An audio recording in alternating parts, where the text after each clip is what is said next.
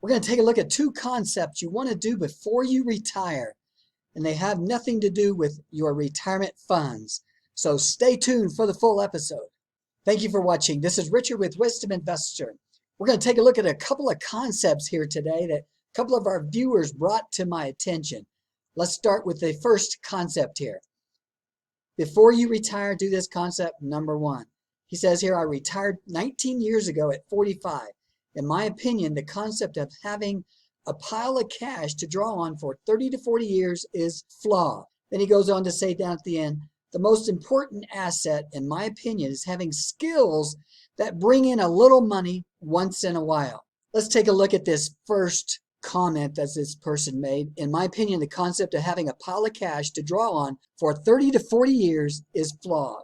Well, folks, I will have to say that most financial planners, most people you listen to on YouTube talk about how much you need to save or you don't have enough saved, how much you need to save per month. There's a lot of time and energy spent talking about that. However, most people probably don't have too much cash. I would say at least 60-70% of the people going into retirement don't have too much. So it is a good thing to talk about. Now let's take a look at this other comment. The most important asset, in my opinion, is having skills that bring in a little money once in a while. So here are the key words here. Develop a skill or interest that is fulfilling. Now I know many of you are saying, look, when I retire, I'm doing nothing. I'm going to go do what I want to do. I'm going to travel. I'm going to hang out at the beach. I'm going to do the activities I want to do. But many folks, they get a year into their retirement and they feel like they need to do something that's more fulfilling. So they end up doing something else. And if you have a skill, you can fall back on that. Or you may be one of the folks that doesn't have a pile of cash. If you have a skill or interest, you can fall back on that to help generate additional revenues. Here are some reasons to have a skill or interest that is fulfilling.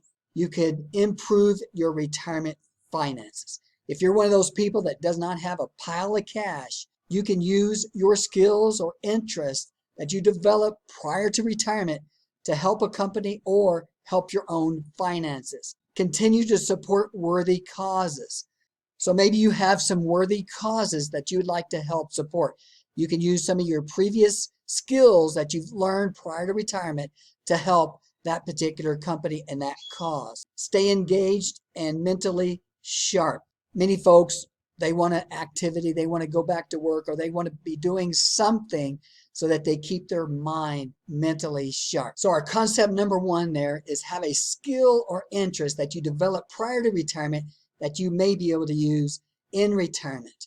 Let's look at concept number two here. Should I pay off my debt or save for retirement? Okay, here we go. I retired in 2016 at age of 62.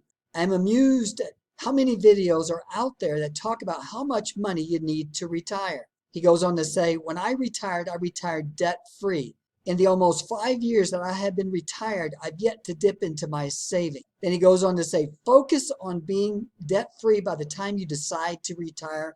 You'll be glad you did. Now, what our viewer's saying here is get out of debt prior to retirement.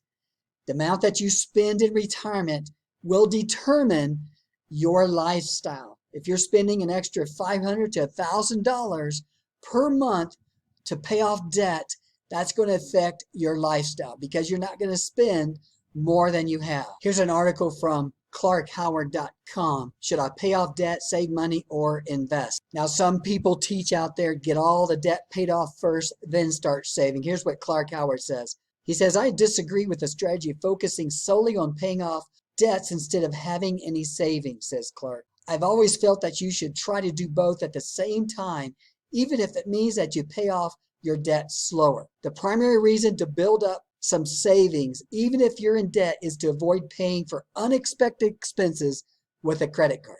Now, we're not going to get into all the ways of cutting your debt, but that is concept number two. Go into retirement with no debt.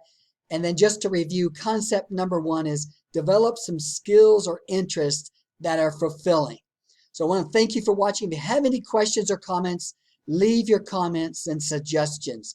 Stay tuned for the next update.